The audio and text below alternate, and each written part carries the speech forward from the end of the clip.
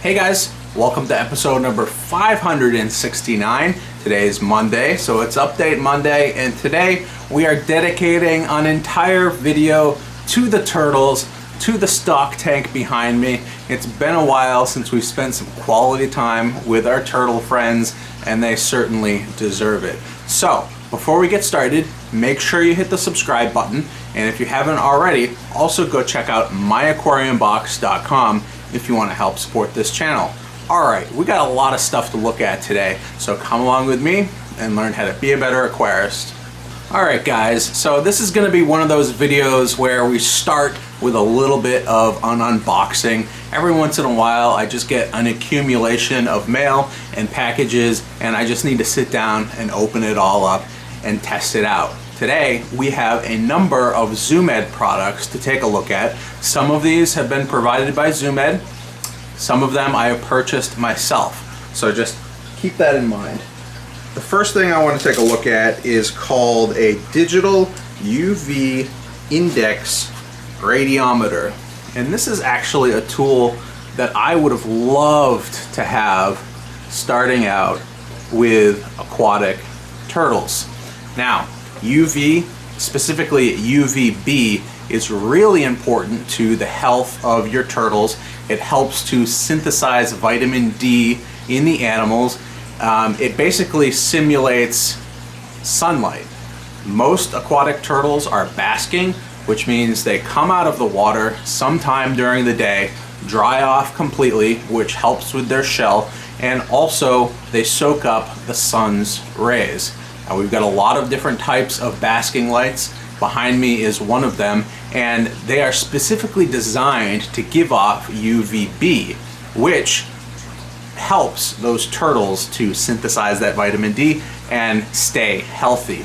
Without it, turtles are a lot more prone to something called metabolic bone disease, which is just sort of a wasting disease. It means the turtle isn't healthy and will continue to degrade over time. So, with proper husbandry, proper care, proper basking light, we can keep our aquatic turtles nice and healthy for long periods of time. Now, how does this come into play? Well, UVB lights naturally degrade over time. It's usually recommended that you replace a UV lamp once every year.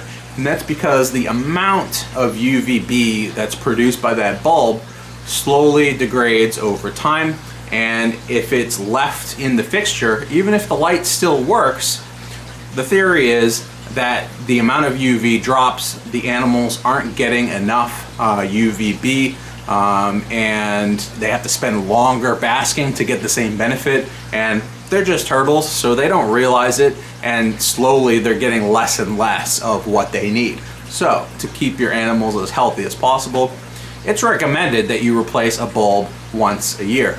Now, that's something that I've tried to do. I try to keep up with that stuff. Sometimes I slip up and I forget, and maybe it's a year and a half before I replace a light. But this light right here has been in operation for a solid year, and so what I wanted to do is use this digital UV index radiometer to test the current UV output of this old light. And at the same time, I have a brand new light from Uvb. This is the same exact bulb that's currently in the fixture behind me. I'm going to replace the light after I've measured it and see if there's a noticeable difference. Now, I'm not an expert on how to use this thing, so we're going to learn together.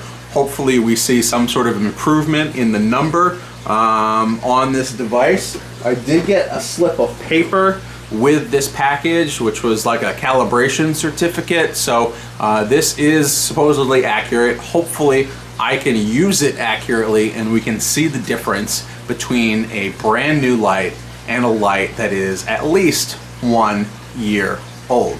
So that's the first thing we're going to test out. Let's go jump over there and see if we can get this thing working. Alright guys, we're over here at the basking spot, and we have a couple tools in front of us. We have the digital UV index radiometer. which I just mentioned. We also have a temperature heat gun. Now this light, as I said, has been in operation for at least a year, maybe more. It looks like it's fine. In fact, if we use the temperature gun, we can see that we're getting close to 100 degrees Fahrenheit at the best spot on the basking platform. There is a temperature gradient. We go down into the mid to low 80s as we move down the ramp down to room temperature, which is about 70 degrees at the bottom of the ramp. So just looking at this enclosure, you would think that everything is fine, that these turtles are basking every day, and that they're getting everything they need. But I know for a fact that is not true, because this light definitely needs to be replaced. Now, I looked on the back of this thing and it says it's been calibrated and it's within 10% plus or minus accuracy. And it looks like there is some instructions here, which I've gone through. And there's a scale that's both printed in this book and also on the device itself, which relates to something called the Ferguson Zones, which is basically a measurement of how strong the UVB is on a bulb and what that relates to in terms of amount of sunlight, whether you're getting something like a shaded forest, you're getting something like midday sun, or you're getting something like desert type sun and heat. So the scale goes from 0.4 is sort of like the minimum that's recommended, all the way up to 3.5 or more for your more aggressive basking animals. And it looks like anything sort of above 7 is sort of in the danger range.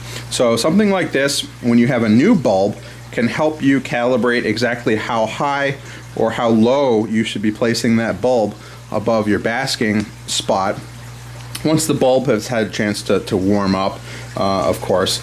And in my case, with this old bulb, we're going to see what sort of UV this bulb is putting out after 1 year or more of use. So the directions say to put this little sensor straight up, looking directly into the light source, and then to simply press on the one button that's on the device. So it seems simple enough.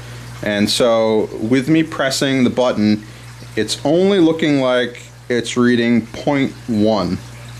And even if I move it closer and closer to the light, it's only reading 0.4, 0.5, 0.6 at the most, which still only relates to an amount of UVB that you would get in sort of like a shaded environment, like a shaded forest. Now, obviously this light is putting out a lot of light, visible light, but it's not putting out enough UVB.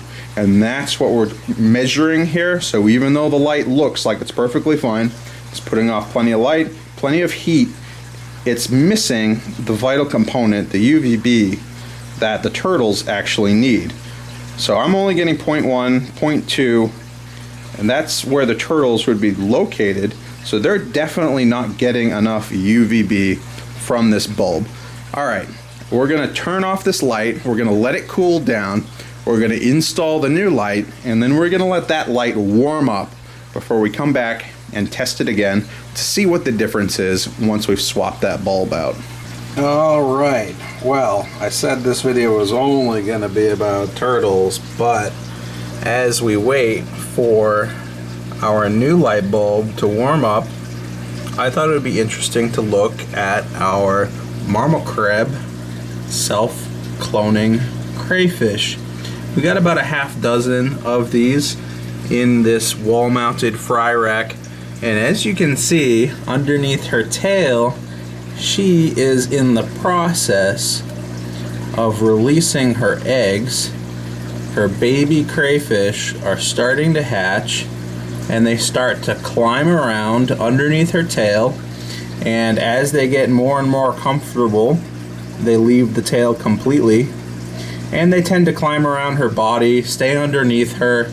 If she was in like a small burrow or something like that, I have a piece of PVC here, they tend to hide in something like that together, mother and babies, for a short period of time until all of them have left the underside of her tail, at which point she'll wander off and then leave all of the babies to find food all on their own. I guess she has suppressed her appetite, her desire to devour her younglings for a short period of time, and as you can see, she's walking around, but she's not hunting her babies. She's not interested at all in eating them, which I think is pretty cool. So you can see them, they're sort of flipping their tails, floating around, walking around in the bottom of this breeder box, and I just put a light, an LED light on this one tank here so that we could get a better picture of these adorable, tiny, little, cute baby crayfish walking around.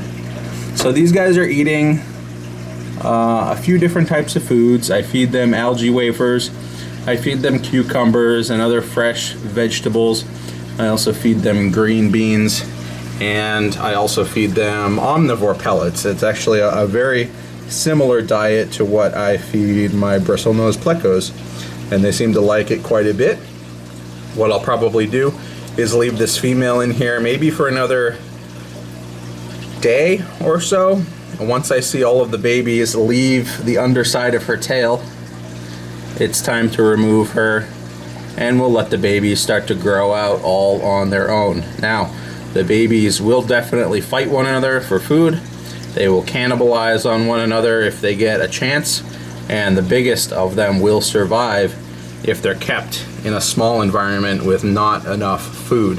So what I'll do is take the babies out of this. I'll probably actually, I'll separate the female, the mother. I'll leave the babies in here for a couple weeks to feed. I will heavily feed the babies in this container, and then once they've started to grow and molt, I will take all of the babies and transfer them into a 40-gallon breeder where they are better able to grow and spread out. So you can imagine with a self-cloning crayfish, they're all females, they don't need males to reproduce. Every month or so, each female has hundreds of babies, and I would say this one here, this is a good sized female. She's not enormous, but she's probably got at least 100 eggs here, so 100 babies. So you multiply that, once those grow out, each one of those will be having 100 babies, and you can tell why these things are pretty well saturated in the aquarium hobby. So every time I go to an aquarium event or an auction, I always make sure to bring some Markvard self-cloning crayfish so that other people can give them a try. Look how adorable those little babies are.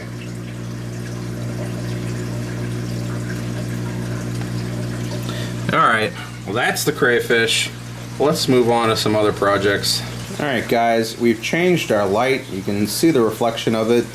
It's currently heating up. We're going to let that heat up all the way to the same temperature that the old light was. But while we're waiting, I thought it'd be interesting to show you this.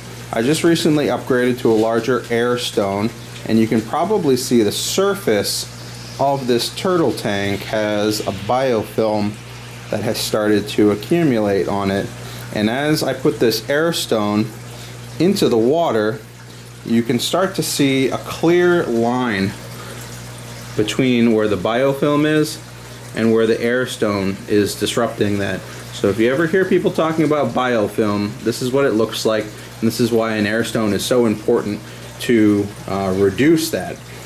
Now, this is a turtle tank. I've got a lot of turtles in it. They're bigger than fish, and they eat a lot, and they eat a lot of high protein foods. So there's a lot of oils that form in this tank, even though I have an auto drip system on it.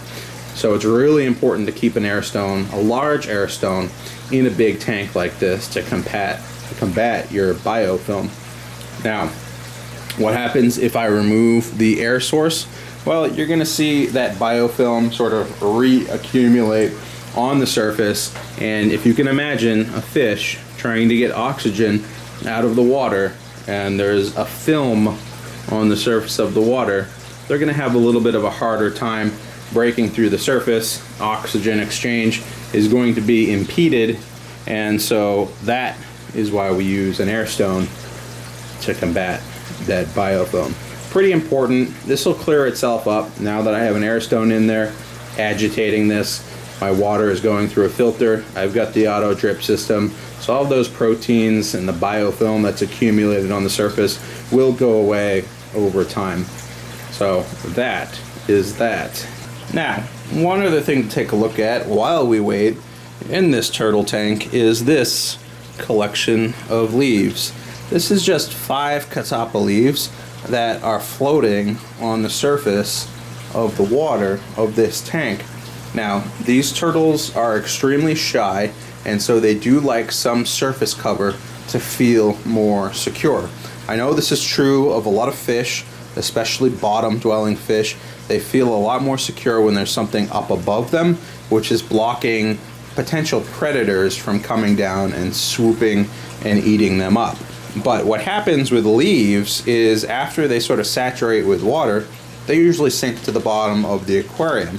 So what I've done is I just took a very small piece of pool noodle, and I used cyanoacrylate super glue and just glued all of the leaves together and glued them to this very small piece of pool noodle. Then when you flip that over, all it looks like is a bunch of leaves floating on the surface of your aquarium. I think it's a pretty neat solution to keep these suspended instead of on the bottom of the tank, and I think this is something I'm going to replicate more in my breeding tanks to give all of my fish a safe place to hide underneath.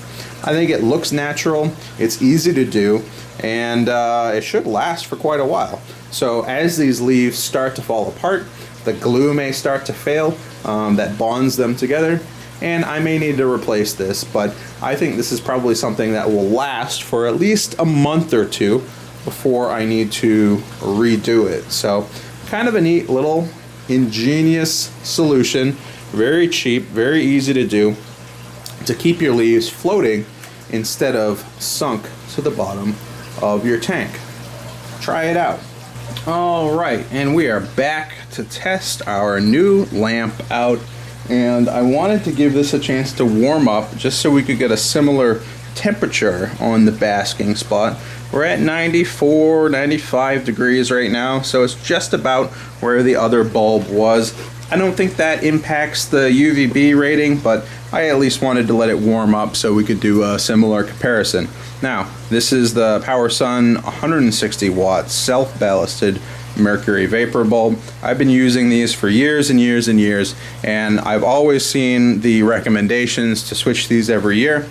Now we're going to get a chance to see what it actually does when you switch it. So, we got a similar temperature. Let's pull out our UVB meter and see what kind of difference we have. Remember, we were only getting a reading of like 0.1 to 0.5, maybe 0.6 max on that old bulb, and that was a year, probably a little over a year old, maybe more. And when we take a look at the UV index here, we're sitting at 17, 17.1, 17.2, 17.3. Wow. See, this is one of those things that unless you have the tool, like, you don't realize what a big difference it actually is. So this new bulb is actually a little bit too strong to be located as low as it is. As you can see, the UV danger range is at 7, and right now, according to this, we're sitting at 15, 16 at the basking spot. So I have this entire light on a chain. What I'm gonna have to do is raise that up a little bit and retest until I get the correct number so that I can get like a moderate to high reading on this Ferguson scale, so that I can replicate what it would be like under full sunlight if these turtles were basking outdoors. Now, I would love to be able to take this thing outdoors and actually measure what it's like on a sunny, hot summer day. But it's the middle of winter, so we'll have to keep this handy and try that at a later time. I'm sure this will probably fluctuate a little bit over time, but right now we're getting like a reading of 16. Earlier it was like upwards of 17, now it's reading 16.5 or so. I'm sure it really depends on what angle I'm holding this at. It's going to give me a different number, but very interesting to see. It is crazy how big of a difference that actually made. So I'm always skeptical when someone says replace something every year, blah, blah, blah. In this case, you can actually see how important that actually is. That old bulb was giving my turtles almost no benefit except for the heat. This is actually providing the UVB that those turtles are going to need for the next year. And now that I have this meter, I can test every day if I want to. I'll probably test once a month and document how that bulb does over time. When I feel like I need to replace it, I'll actually know based on the number when I should replace it. So pretty cool little tool here. So super happy that I have this now, and I'm definitely going to continue to use it. Alright, so that's the mercury vapor bulb and the digital UV index meter. Let's move on to some other projects. Alright guys, now sticking with the turtle theme and the Zoom Ed theme, I wanted to take a look at yet another product. This is actually one that I purchased myself. When I saw it, I knew I had to have it. It just looks so cool, so interesting that I wanted to test it out, and I wanted to see what other applications it might have for the fish room. Now this is called the Zoom Ed Turtle-matic. It is an automatic turtle feeder, which is a little bit different than an automatic fish feeder because this one has been specifically designed to work with turtle pellets, which are a little bit larger than your fish food pellets usually, and you usually need a lot more turtle food than you would fish food. So this is a little bit larger than any fish food feeder that I have, and the thing that drew me to this product, the thing that I'm really excited to test out, is the fact that you can use this in two different ways. I'm gonna open this up while I talk, but this is a product that you can use just by putting your turtle pellets in the chamber here, or the thing that I think is genius, and the number one reason why I purchased this is because you can pop this top open and there's sort of these screw threads here.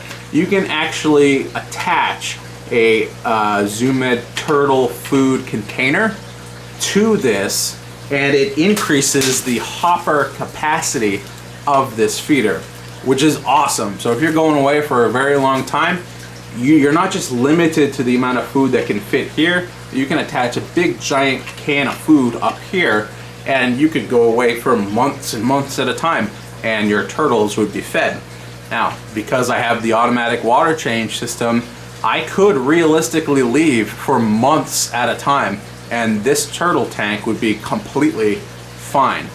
So that is what drew me to this product. But I've also got some other uses for it, which we'll talk about a little bit later in this video. Now, just looking at this feeder, it is a battery powered feeder. It did come with 3 batteries, which you can install in the bottom here. And then it also looks like it has like a basic pressure mount system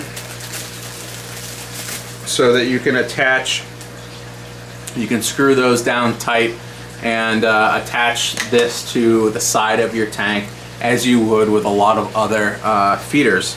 Now it looks like this actually slips on. Oh, that's kind of cool. Alright, so there it is. It went on. It actually looks like it sort of like locks in place a little bit as you screw it on, or as you push it on. And then you've got these 2 knobs you can adjust here, which will help to clamp this to the side of your tank. So depending on what kind of tank you have, you can adjust those as appropriate. Now, looks like it's pretty standard, like controls here. You can set how many times per day you want to feed it, As I said, you can either have it just this hopper, or you can pop that open, screw on a larger can of food, and you can feed for a longer period of time. And if you guys can see right down there, there is an auger which is going to help feed out the end of this feeder.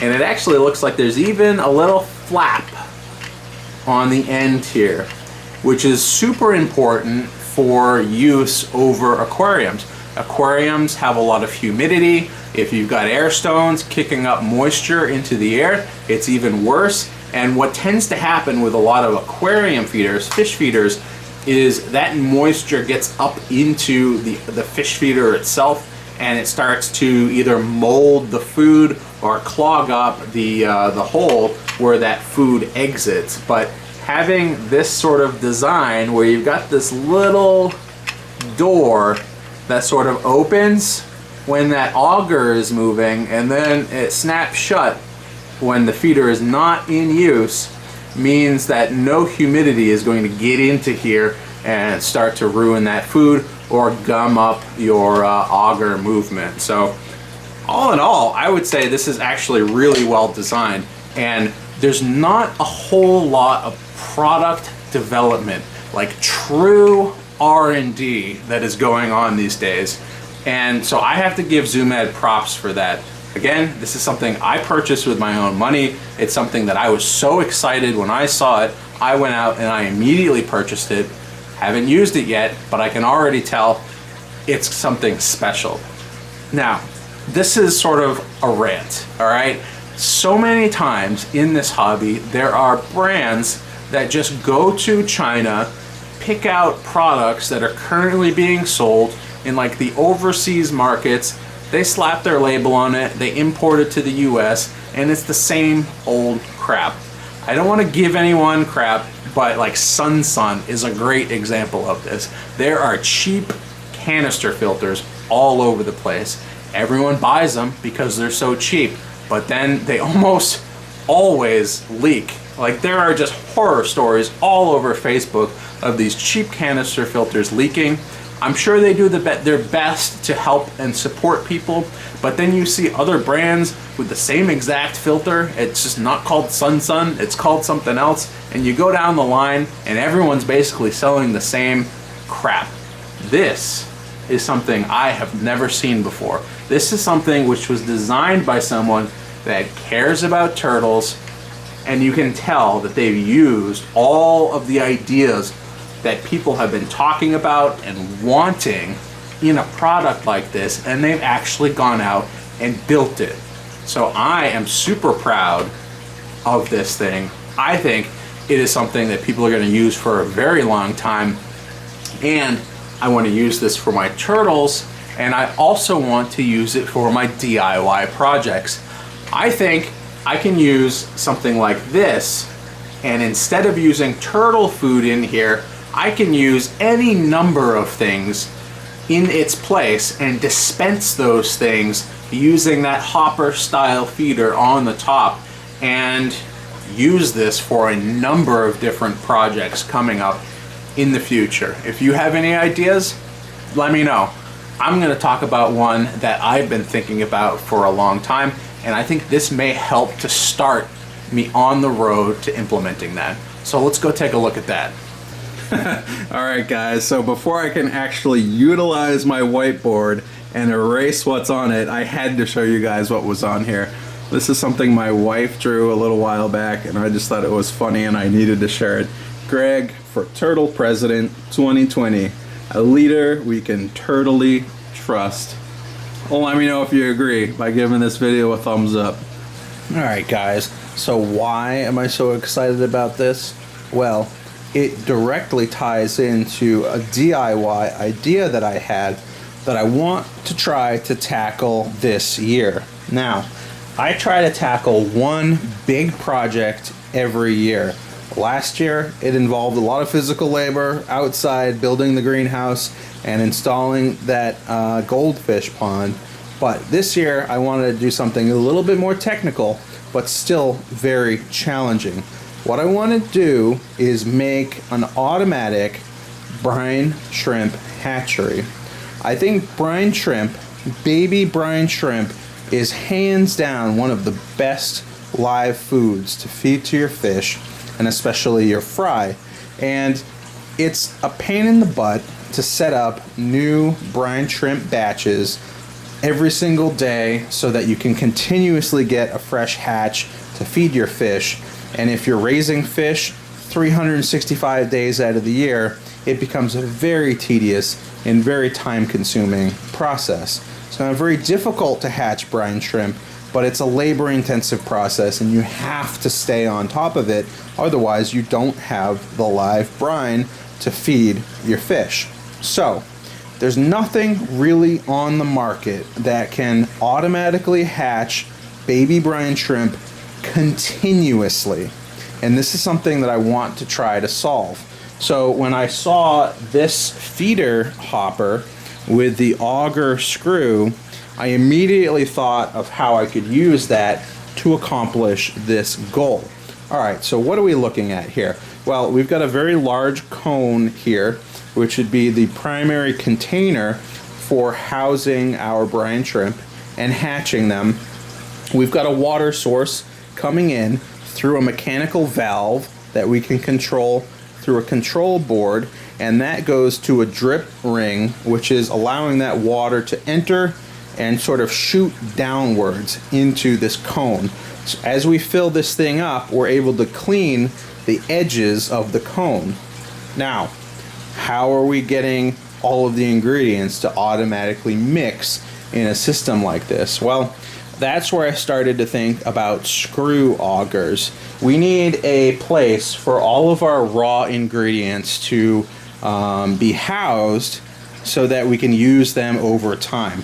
So the three ingredients that we need are salt, baking soda is usually helpful, and then the baby brine shrimp eggs themselves.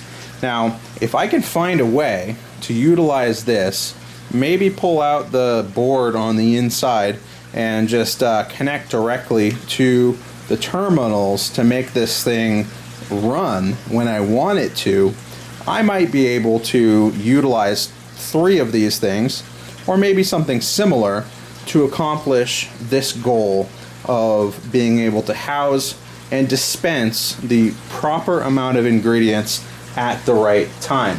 So if all of this is connected to a logic board, which has a program running, I can tell it to fill this thing full of water. I can tell it to allow it to come up to temperature. If I add a heater to it, I can tell it to dispense salt. I can tell it to turn an air pump on, so it's mixing that salt, mixing the baking soda, mixing the brine shrimp, allowing that to sit for 24, 48 hours, however long it needs to hatch, and then turn the air off, turn the light on, allow all of our baby brine shrimp to accumulate at the bottom, open one mechanical valve to allow all of the brine shrimp that are live and have accumulated by the light source to be dispensed through the mechanical valve into a live baby brine shrimp container, and then shut off and allow the remainder of the water, the wastewater, to be emptied through the second part of this Y into a wastewater container. What would happen then is this entire container would be empty. We might have some shells and some residue on the inside, and then if I just repeat the cycle of turning the water on to flush out the sides of the cone and then allow that cone to fill up and repeat the entire process, we can have a system that could, in theory, operate on like a 2-day cycle and continuously give us live baby brine shrimp every 2 days, completely uninterrupted, and it would just go and go and go until one of the ingredients runs out. Or something catastrophically wrong happens. I don't know. This is the basic idea, and as you can see, this has a design which sort of plays into some of my thoughts up here with these screw augers. So that's why I was so excited to get it. This is the basic idea. If you guys have any input on how you think I should go about this, any of the products or tools or tips or tricks you might have, to allow a system like this to operate, definitely let me know, because I am in the very early stages of trying to figure this out. I'm sure we will see many videos over the course of this year trying to tackle different components of this to try to piece it together and to get it to work. Now, whatever I build is not going to be pretty. It's not going to be easy to put together, and it's not going to be cost effective for what we're trying to do. You can hatch baby brine shrimp in a 2-liter bottle, and it's cheap and it's easy, but doing it consistently is what I'm trying to solve. So even if that adds complexity, even if that adds cost, I think there's something here which could be pretty cool, pretty fun, and over time, as I figure this out, as I get it to work, I can work on making it look better and operate more efficiently. So that's the idea, that's the drawing. If you guys want to help me try to figure this out, definitely leave comments down below or reach out to me, and maybe we can make something happen. This is the type of stuff that I like to do. It's the type of stuff that I like to think about. So if I can make something happen and it's not otherwise available, I feel like I've contributed. Alright guys, so speaking of things that make me happy, I celebrated a birthday recently, and one of the gifts that I got was fish related, so I had to share it with you guys. Green beans. This is 6.3 pounds of green beans.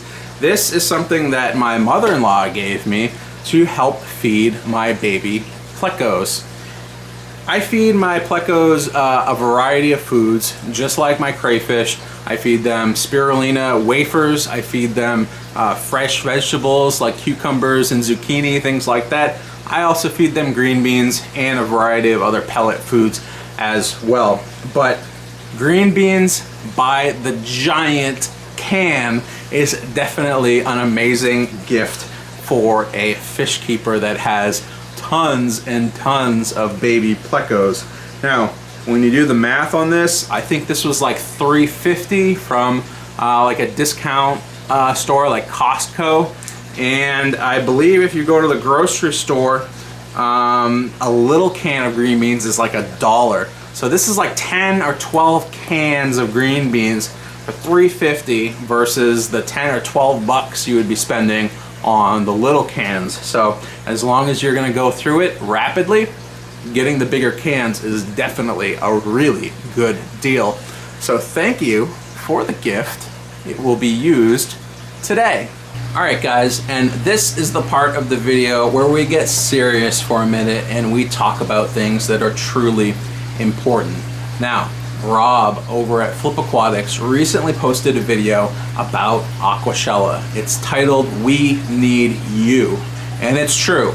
Anyone that watches fish related content on YouTube, anyone that creates fish related content on YouTube can help out, and here's how. At Aquashella Dallas, Texas this year, March 30th and 31st, there is going to be a raffle. And at that raffle, Aquashella is planning to raise between $20,000 to $40,000. And here's where we need you. If you're willing to make a video like this, if you're willing to talk about the fact that Aquashella is doing this, and hopefully if you're willing to go attend this show, Aquashella is willing to give away all of that money to fish related charities, and you get to help pick where it goes to. If you like freshwater aquariums, they are donating to Project Piaba, which is a great charity that helps to preserve the Amazon rainforest and all of the waterways and tributaries which go into it. They take a look at what fish are there, what's going on, and they help to protect those species.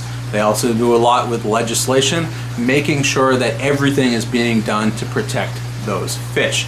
If you love freshwater fish, go check out Project Piaba. If you make a video like this and mention that you love freshwater fish, that you're on team freshwater, and you want to help out, $100 will be donated to Project Piaba from that raffle in your name. Now, If you like saltwater aquariums, there is the Coral Restoration Foundation. And for every video like this that talks about Aquashella Dallas, this year, March 30th to 31st, $100 will be donated to the Coral Restoration Foundation. If you're on Team Saltwater, Coral Restoration Foundation is where that $100 is going. You don't have to do anything except for mention all of these things in a video and make sure you give it the hashtag Aquashella Fish Tube Donation. It'll be in the description down below. I'll also link Rob's channel and his video so you can go read all of the instructions on how to enter and how to participate. But because I made this video, $100 is going to Team Freshwater and Project Piaba. So $100 is going to help preserve the rainforest because I made this video right here. Super simple, right? And if you don't want to make a video, you can of course donate directly. But definitely go check it out. I'll leave the links down below. It's a great cause, whether you're freshwater or saltwater.